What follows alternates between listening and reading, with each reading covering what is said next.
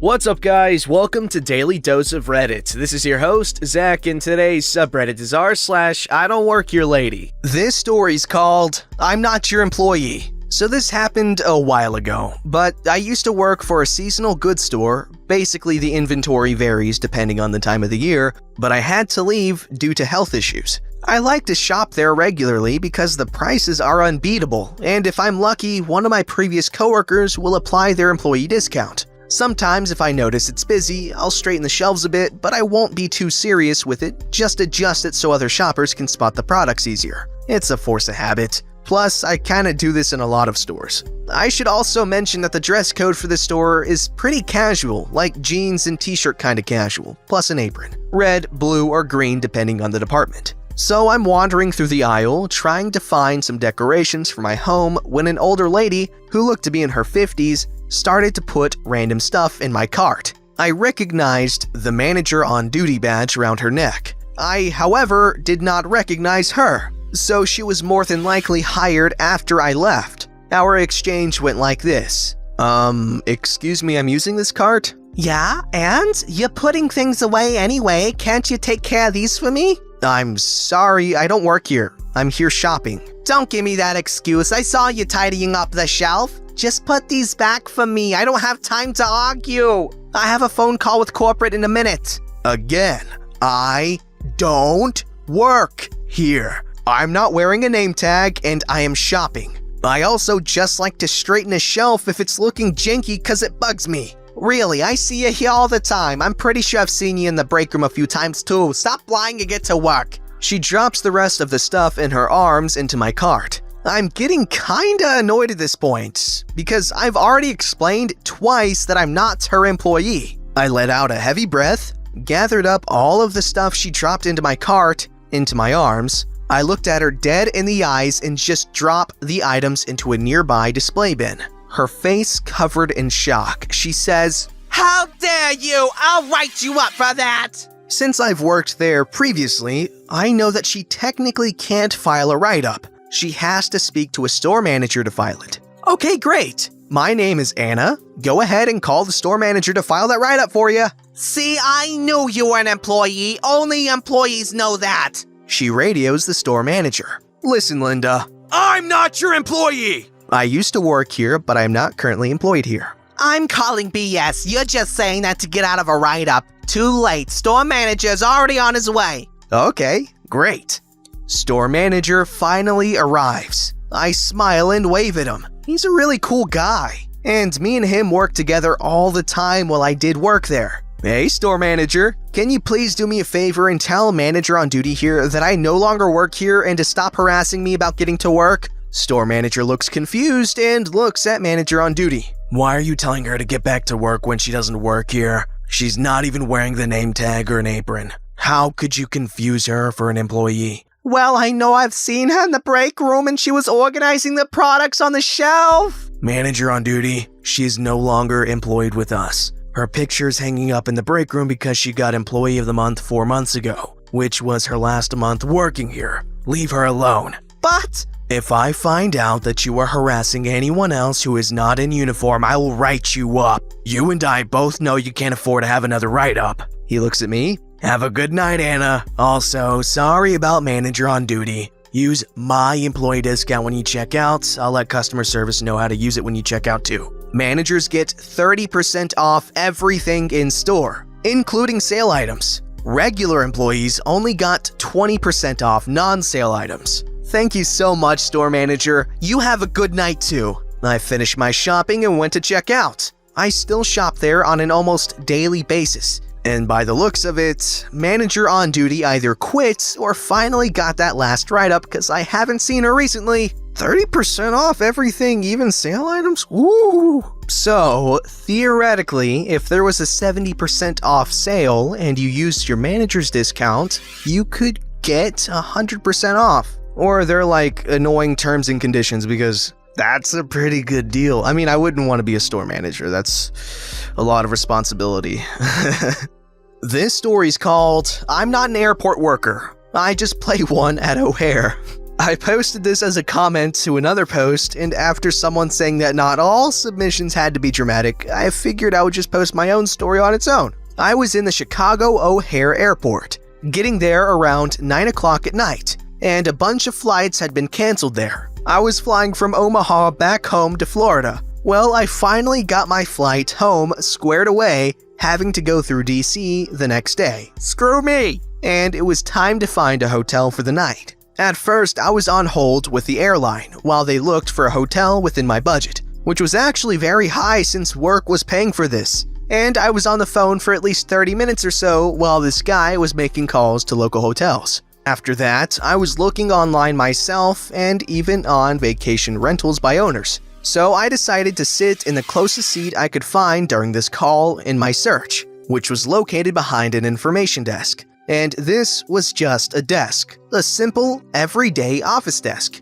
Not like one of those huge information circle desks built into the structure. I had my luggage right in front of me, so if people bothered to actually see me, they would know that I was a traveler just like them. I even started talking to 2 other ladies that took up camp on the desk in front of me, while they searched for hotels too. There was a sign on the desk that read "closed," but it was likely hard to see given the other people sitting on the desk. Anyway, I probably got at least a dozen times about where something was in the airport. Where was a good place to eat, if I knew of any hotels in the area, where were the overnight cots set up, etc. When the first person to come up to me asked me something, I figured they thought I worked at the desk, but I listened to their question in case I could actually help. Yeah, I couldn't. So as time went on, I just kept telling people I was just traveling and didn't work for the airport or any airline. Not one person was rude or yelled at me, despite everyone being tired, frustrated, and likely hungry. After the first few people came up to me, I thought about moving somewhere else, but there honestly wasn't anywhere else to go.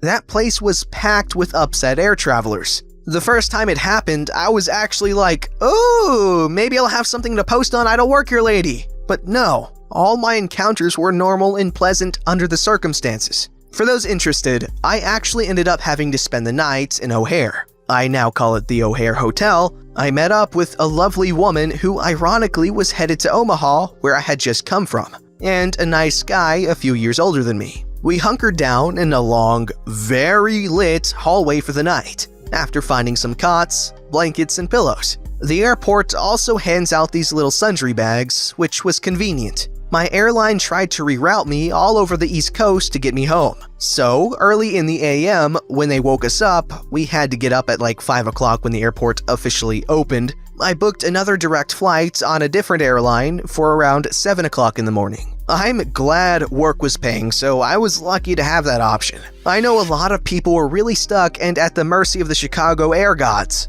And this was June 2018, by the way, so not related to bad winter weather at all. Okay, I don't know why, but that title really made me hold back laughter for like half the story. That's, I don't know why. What is it? What is it that's funny about? I don't know.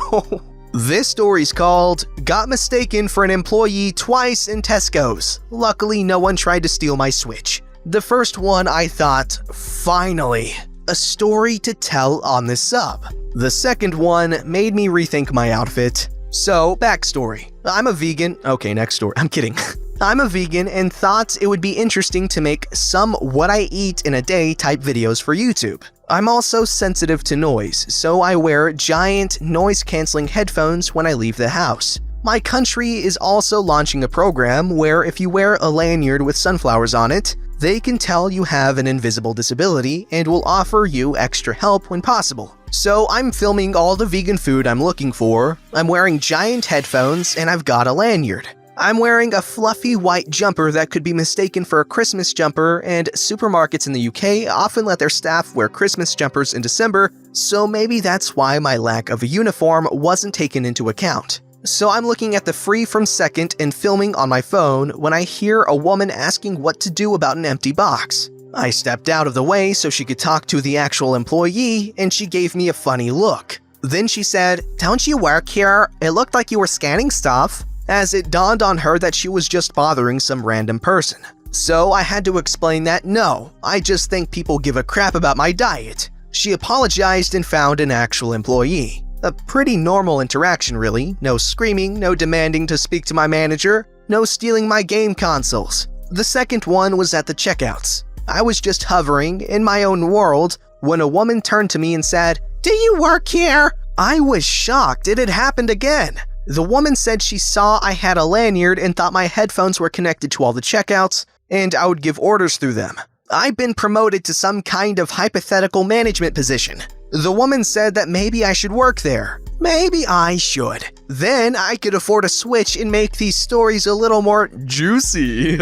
Okay, first of all, that program is really cool. The whole sunflower lanyard, I actually really like that. I feel like more countries should do that because honestly, that's like really thoughtful and creative.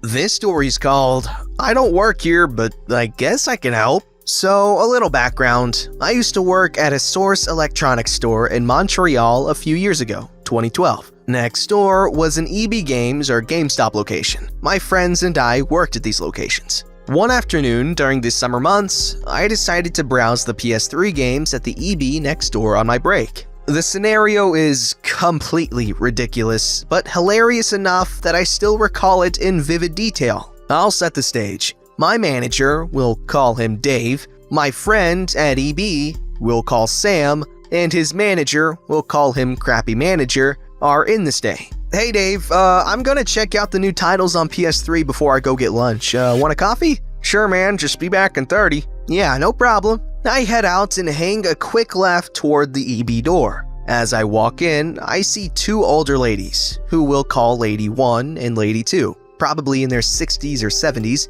dealing with Crappy Manager. I nodded him just to make sure he knows I'm there. He almost always has an attitude problem, so I like to make him aware that I'm a witness to his shenanigans. I hang out within earshot just to make sure he isn't being a complete tool to these sweet old ladies. I have some questions about games for kids aged 10 and up, and I want to ask about your promotions this week. Crappy Manager looks aggravated and notices that I'm keeping tabs on him. He turns and scowls in my direction. Ask him. He knows whatever you're asking. He growls and then walks away from his customers and takes a break in the store's office. I give Sam a look of disbelief, but he just shrugs and continues dealing with his own customer. I turn to these ladies, who have been patiently waiting with looks of disbelief on their faces, and put on my best retail smile and attitude. Sorry about him, ladies. He's special. Now, I don't work here, but I am a huge nerd, so ask me anything. I can probably help you. They start asking about games for kids. Skylanders was popular back then, and peripherals. I got them set up with a PS3 bundle, a spare controller, a box set of Skylanders on top of the bundle. The promo gave them one for free on top, and got Sam to give them a full complement of additional insurance, free of charge because of Crappy Manager's shockingly belligerent attitude. Not only that, but Sam called his district manager, who came to personally give me a check for commission, explained further down. It turns out both these ladies are the grandmothers of the same grandchildren, so it made sense as to why they were only buying one console. Sadly, this took up most of my lunch break, so I just got Dave and myself our usual coffees, and walked back into the Source just in time to see Crappy Manager, who eyed me angrily. What the hell's wrong with you? Huh? What's this about you making a sale in his store? I explained what happened. Crappy Manager, you moron. You told them that he could help them. That's your own fault, you tool. Whatever, I'm keeping the commission. Like hell you are. Sam made the sale. Let me remind you that I can and will be a witness if you try to screw your employees. Screw you, you're just a nobody who never buys anything from us. Oh, like that PS3 I didn't buy? Or the 15 some odd games I left the store with over the last 4 months? Try again, butthole. Thankfully, our store was dead. Usually, EB was too. The 3 customers in the store were the only ones they had all day. This let me get away with slamming this guy's attitude into the ground. Screw you, you're banned from my store. No one insults me. I burst out laughing, and this confuses him. You realize I'm one of your best customers. Your district manager will definitely make you overturn that stupid decision.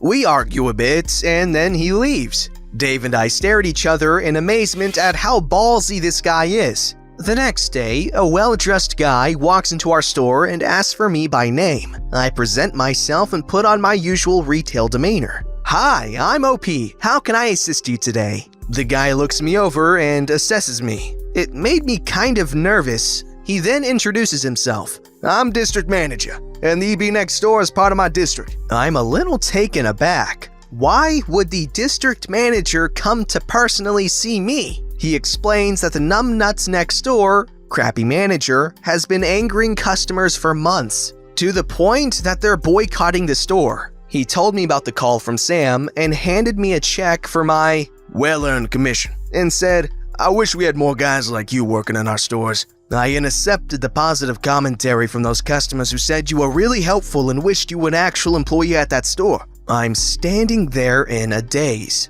a little stunned and a little humbled. I tell him it was really nothing. I couldn't just leave them there when crappy manager put me on the spot. I felt compelled to assist. Damn my retail habits. We have a good laugh and district manager tells David, "Don't you let this one go. Also, we'll be reprimanding crappy manager for his horrible conduct." This brought a smirk of victory to my face as I shook this guy's hand. That was easily the best 2 days of my retail career. Okay, that was quite the wholesome ending. I enjoyed it. And I also have a question. Is EB Games literally Canadian GameStop, like they just changed the name? Kind of like how Carl's Jr. is called Hardee's in certain parts of the country? Or is EB Games like a Canadian GameStop ripoff?